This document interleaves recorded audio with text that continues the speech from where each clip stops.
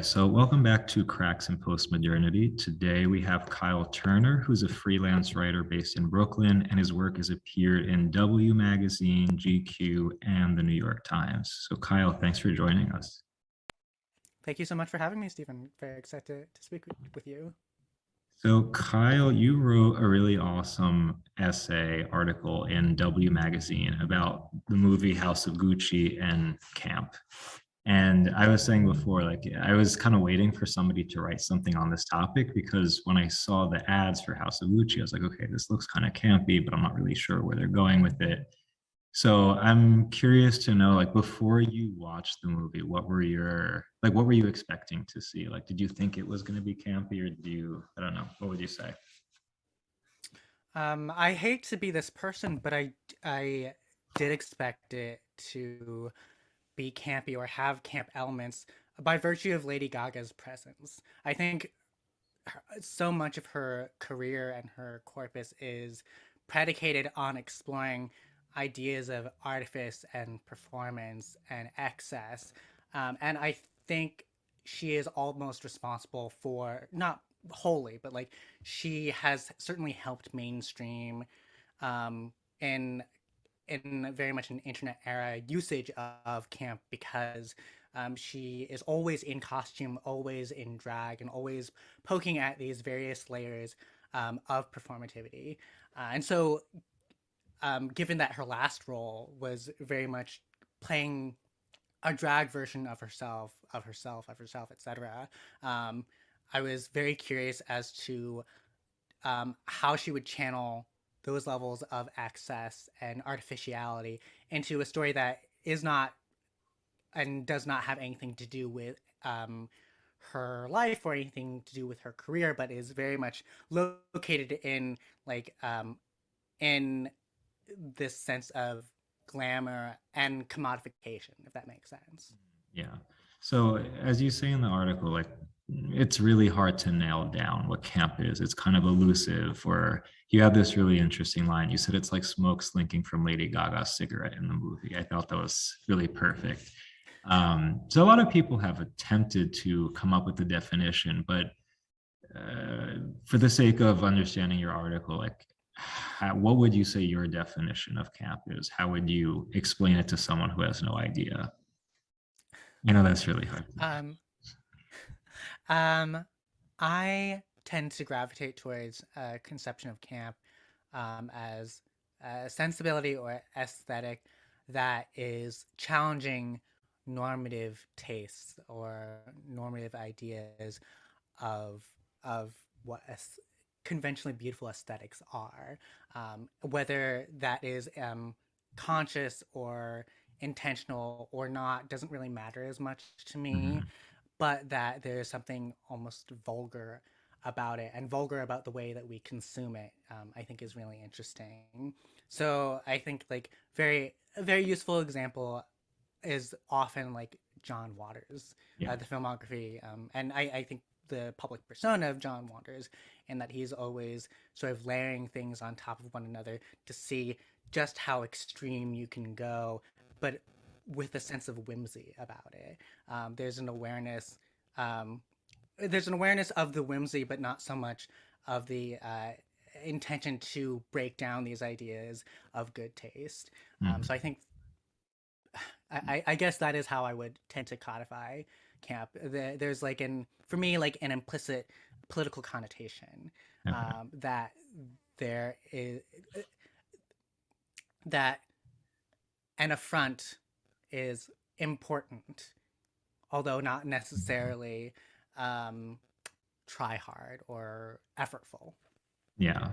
So what I'm hearing, it's like, you make this distinction about an object being camp itself versus the performance or our consciousness of the way we're engaging this object. So it seems like in that case that camp is kind of contingent upon certain cultural norms. So like Mm. as certain cultural norms change, something may no longer be camp. It loses its campiness if it's no longer considered ironic or subversive. And you were saying in the article, it's like as soon as everything becomes camp, then like that's when we know it's not camp anymore. It loses that edge. Mm. Um, so the other thing I was going to mention, so you're saying, there are like two kinds of people then. There are the people who call everything camp, and then people who are much more, um, I guess, much more strict about how they're going to use that definition. And I feel like I'm definitely the kind who's like very quick to call things camp, but you seem to scrutinize a little bit more. So like, how do you make that decision? Like, how do you really know that something is pure, straight up camp? That's a good question.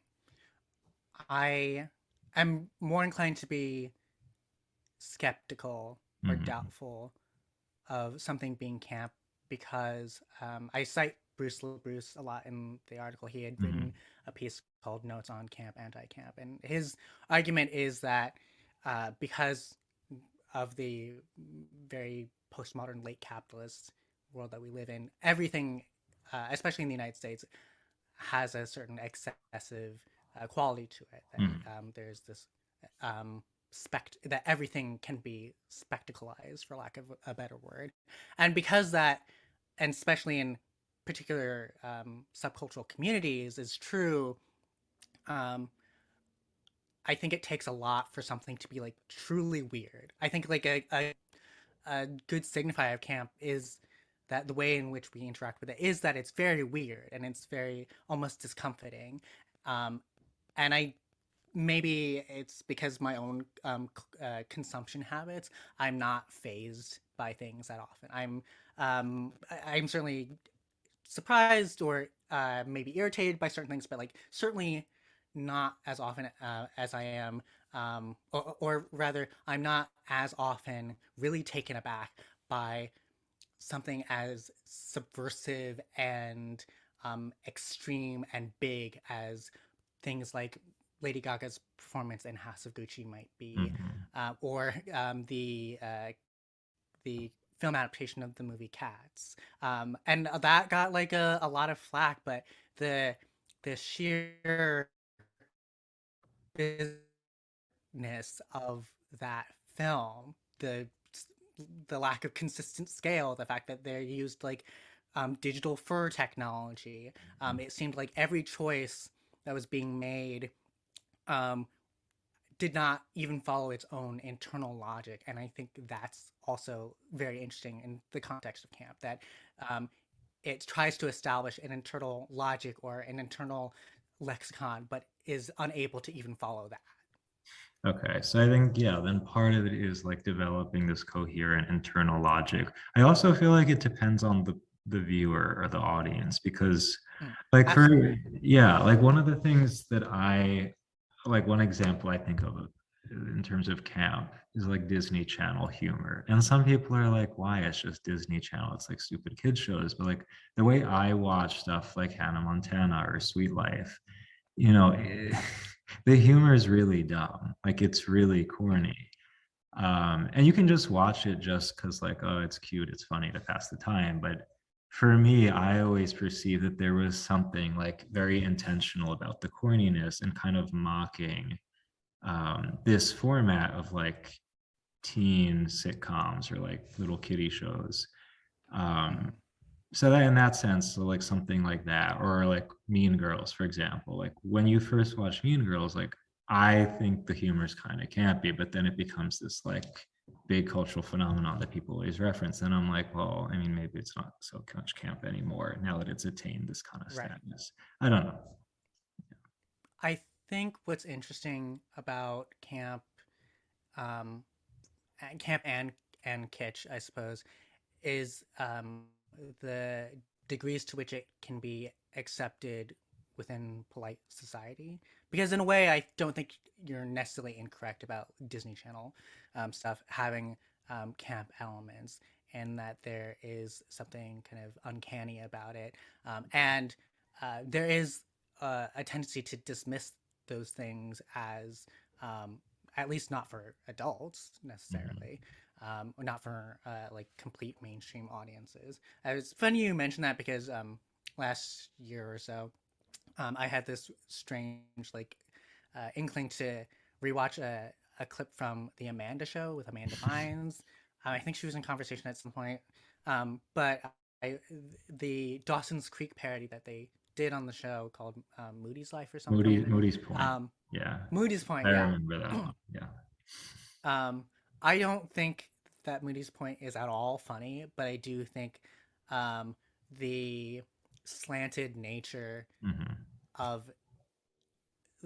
of its performances and its aesthetic are very very fascinating, and I think because it exists in like this realm of pastiche and parody, I think you certainly could argue that it has camp elements. Um, and I think that it appeals to like a very specific demographic and is thus easily dismissed by other people. I think that could be considered camp because I think a lot of the like um, the central camp texts um, that are cherished by um, most often queer male communities. Um, the desire was to rescue them from a broader, often straight audience who thought that they were frivolous or Hmm. stupid or not worth taking seriously or not worth loving. Um, although I think, although there's like tons of scholarship after Susan Sontag, but like I think one of her points was that there was love in embracing this artificiality and embracing these texts that no one else seemed to like. Hmm. Yeah. So then what would you say about someone who claims that like the Trump presidency was camp? Because like I saw a lot of article headlines like that. I don't disagree that it has like a lot of the central like aesthetic components of camp as far as the ways in which he presented and uh, displayed his wealth and displayed his competency or lack thereof, his braggadocio and whatnot.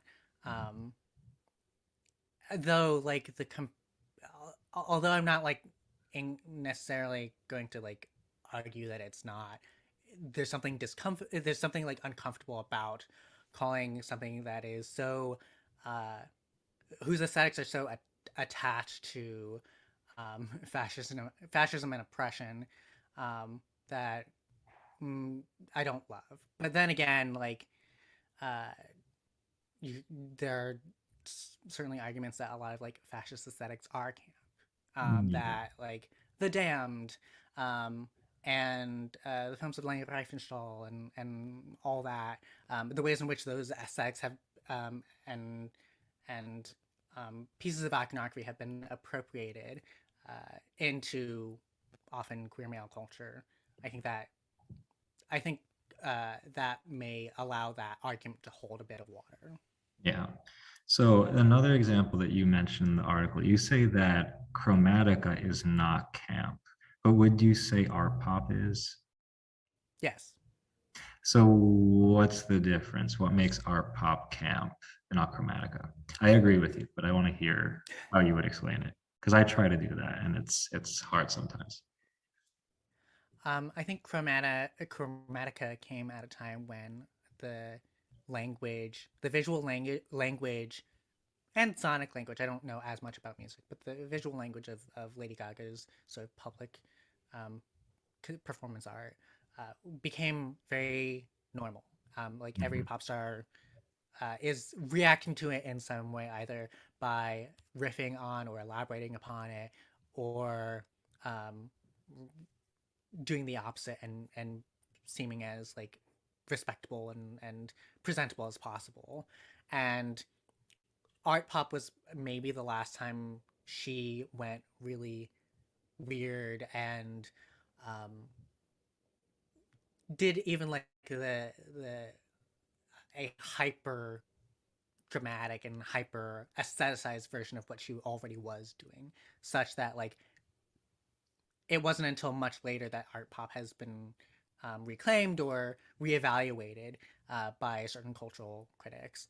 Um, but Chromatica doesn't necessarily have that same sense of strangeness. I think it's um, I think it also is striving to not be that anyways. I think um, having not listened to Chromatica in like a couple of months, um, but my if my memory serves me correctly, so much of Chromatica's thesis is more about like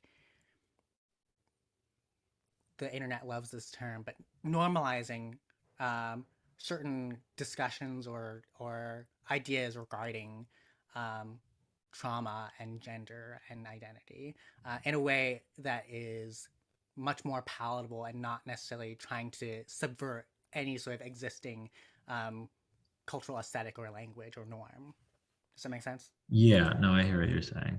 For me, art pop is like it's a parody of Lady Gaga herself, like this Right. kind of dance pop mega idol who, like, I think the fact that most of her other albums claim to be making some kind of important statement, whether it's about, trauma or like gender identity or just being an outcast, it's like this seriousness is just that's just straight up like corny. Whereas to me, art pop is like it's making fun of that very thing, and that's why it's Right. interesting. That's why I think it's camp. Right. It's like it's very meta. It's like it's observing from up high what Mm-hmm. Gaga is or what she claims to be. Right. Um, Whereas the in her previous albums, that seriousness and the I think maybe lack of self awareness um, uh, benefited from a camp reading. Whereas like now that she's been doing it for over a decade, that seriousness in Chromatica, I think is just sort of standard for a lot of pop artists. yeah, and it's as if like pop music is really this serious medium when really it's this mass produced kind of phenomenon that I feel like art pop really is commenting on that it's not this profound thing. So if you're going to equate it with like, oh, we're going to make this major social statement, like really it's just hard to take seriously. But Mm-hmm. speaking of it being it hard to take Lady Gaga seriously, let's start with the accent in House of Gucci. So you say she's doing so much. And I love this line. You said her thick, unrelenting, maybe questionable accent slathered onto every line, no matter how quotidian. So it's like it's clear that this is she's overdoing all this Italian Yes. accent. And it like for me, it was funny because like okay, she's Italian American, and the kind of gesturing and the accent of Italian American is totally different from like a Northern Italian from Italy. And there are like moments where I saw the Italian American New Yorker slipping out, and I was like, "This is I can't like I really can't take this Mm-hmm. seriously." What do you make of this accent? Uh, um, I watched it a second time and I was high. I had taken an edible. And the performance seemed even more brilliant to me the second time around. Yeah. What was absolutely stunning to me was that the dubious nature or veracity of the accent did not matter at all. Um, it was like it's very strange and very unusual in its inconsistencies and the way that it sort of vacillates between her performing like a quote unquote accurate Northern Italian accent and as you were saying the Italian American not Brooklyn but like New York um, affectations kind of slipping through Mhm. all of those strange flaws. I think she was able to use to her advantage. I wrote another piece about Camp for Conte Nast Them, and one of the things that I said was that like it was like watching someone like Uta Hagen or Stella Adler play Medea but wearing a clown suit. It's just all the aberrations of this performance, all the things that should be wrong and should be distracting or somehow undermine the believability of the performance or undermine the consistency of the performance are instead taken in and accentuates the the emotional thrill and the emotional conviction of the character. It's like it doesn't matter that she's pronouncing this thing wrong or that she's like over pronouncing this sentence. What she is trying to convey as that character is so clear and so crystallized, um, that I'm genuinely quite surprised at how good it was a second time. Um, it's it, it's really impressive, the way that she, like very few contemporary actors, is able to take these things that would normally like kneecap a performance, but actually sort of make the performance more unique and more idiosyncratic. Yeah, and that speaks to this tension you're talking about between Gaga, the serious actress, and Gaga, the megawatt star, because it feels like I'm watching Lady Gaga pretending to be Patrizia Reggiani, but it's Lady Gaga at the end of the day. Like this is what That her pronunciation, voice, that was very cool. the Italian roots, but so it's yeah, it's like I just feel like I'm watching Gaga, and it's like Mhm.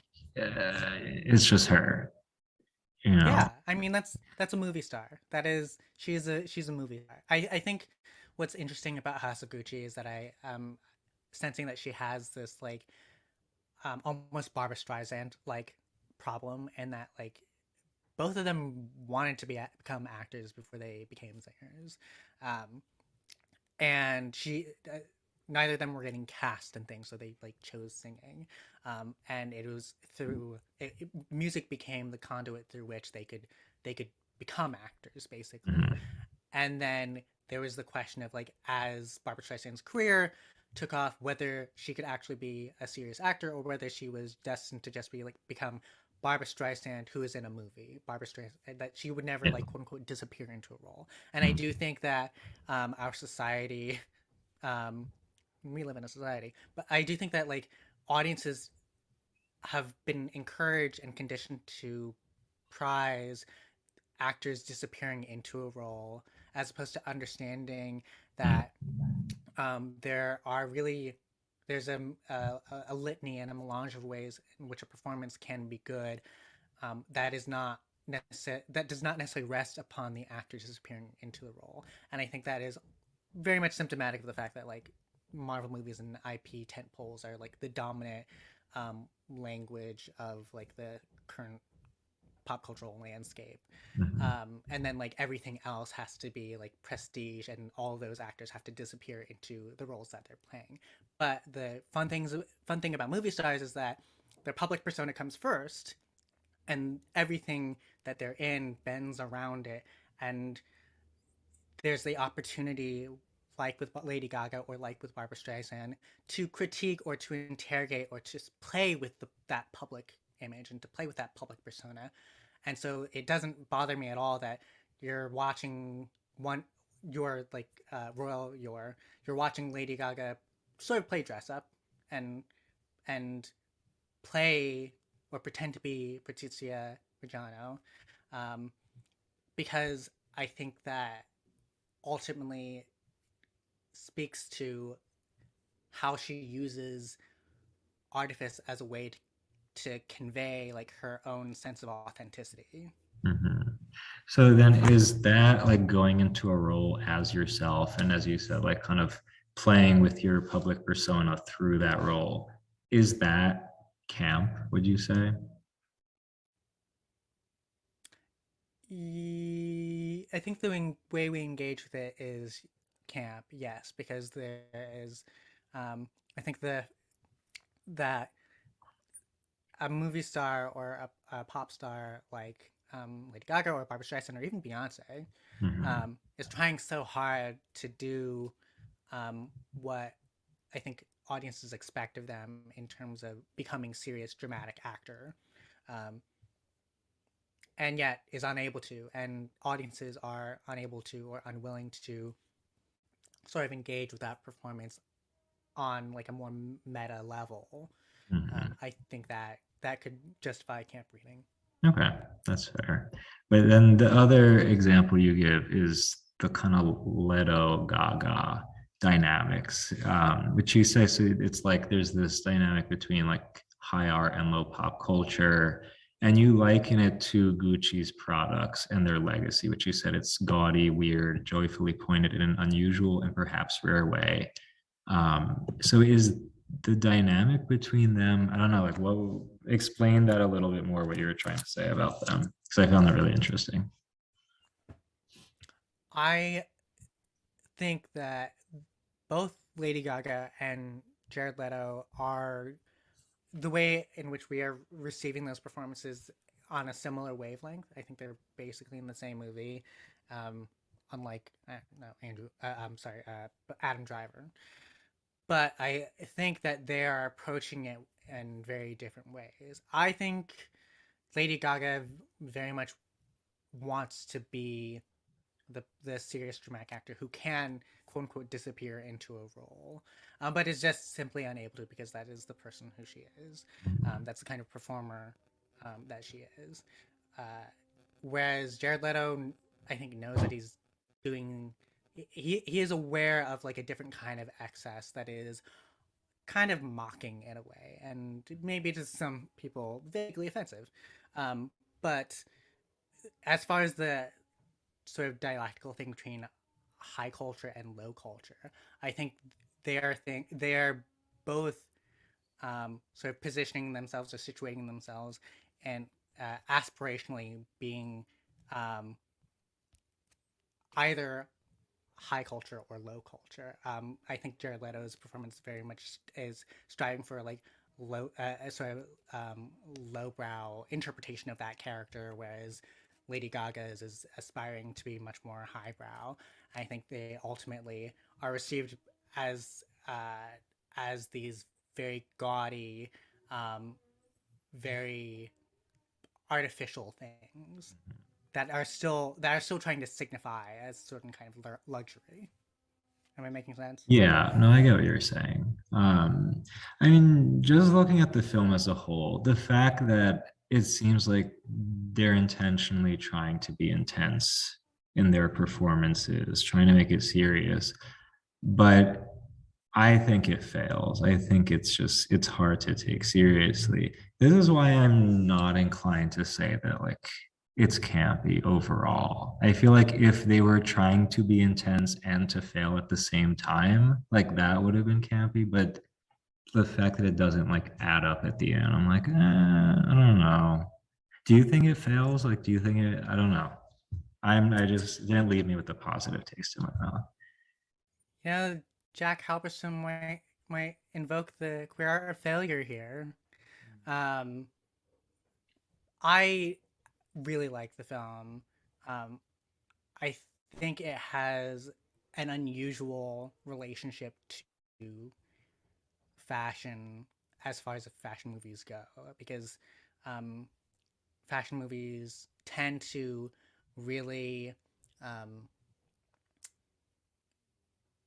fashion movies tend to really adore the artistic freedom of what fashion can be, Mm, whereas House of Gucci sees fashion in a kind of a masculinist, very narrow fashion as capital thing. mm, okay. Um, and there's, I was explaining this to my therapist recently, who did not like the movie and does not think it's camp.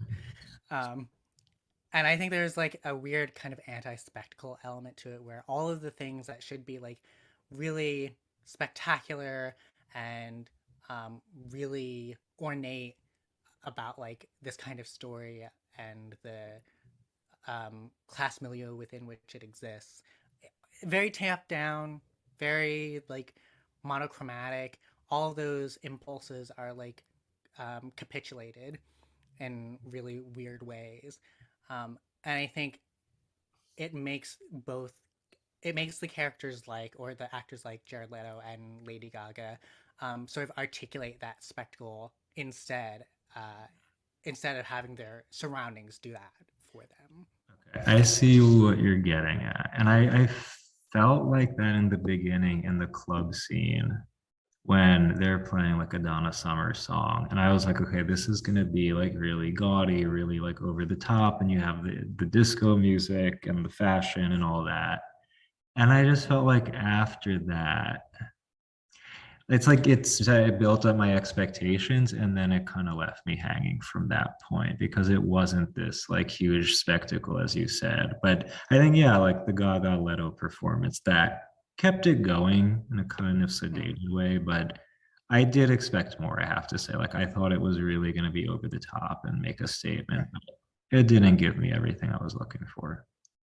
I uh, completely understand, and that I think is like the relative consensus. I recognize that I am in the relative minority of really loving this film. In that, I would watch a longer cut, and mm, the thing that I realized when I was explaining my position to my therapist was that I was basically saying it's good because it's boring.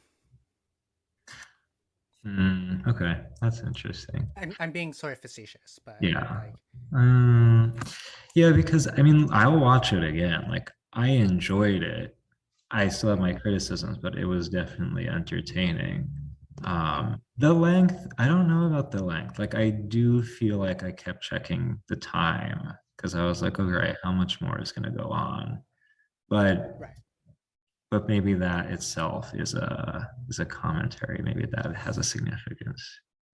I mean, I think it's like an interesting act of misdirection because, like, when you hear the log line for this movie, you think that it's going to be salacious and Yeah. exciting, that there's going to be all this uh, build up that's really that is able to sort of reflect the Machiavellian strategizing through its visual language, Mm. and all that over the top ornate stuff in terms of its like again like social milieu. But then like the movie doesn't actually explore in great depth the part where she's going to hire those assassins to kill her ex husband. It doesn't really deal with like the fallout of that. It just sort of Mhm. like jumps and then the movie ends. Yeah. He's dead. Like she takes the apartment. Sorry that I'm spoiling the movie. Takes the apartment and then she's on trial and then that's it. And I'm like, oh, this is interesting. This was all about like um, the weird strategizing from everyone in the family, and then that is all that matters because it becomes this I think downfall of like a certain framework that suggests that business that family is business and business is family. I was Mm. thinking about like The Godfather and The Damned, watching it a second time, and although like The Godfather does not wholeheartedly endorse the idea of framing family and business together as allegorical of the American dream, Mm. I think it still encourages the idea that it is exciting to watch that. And I was thinking of like Luchino Mm. Visconti's The Damned because like everyone is doing a different performance in that film and is in a different movie, and so with regards to House of Gucci, I think the fact that that everyone is encouraged to be as a part of the family business and that ultimately spells their doom is really fascinating.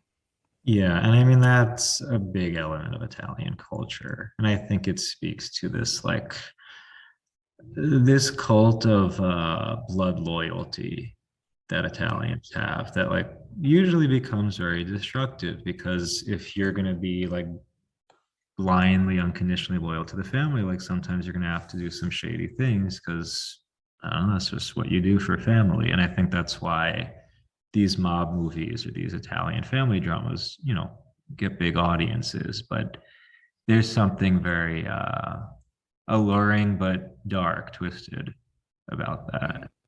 But Yeah. I mean, the last thing I wanted to ask you, just thinking of the trajectory of Gaga's career, what would you like to see next for her? What do you think would be a good move to make?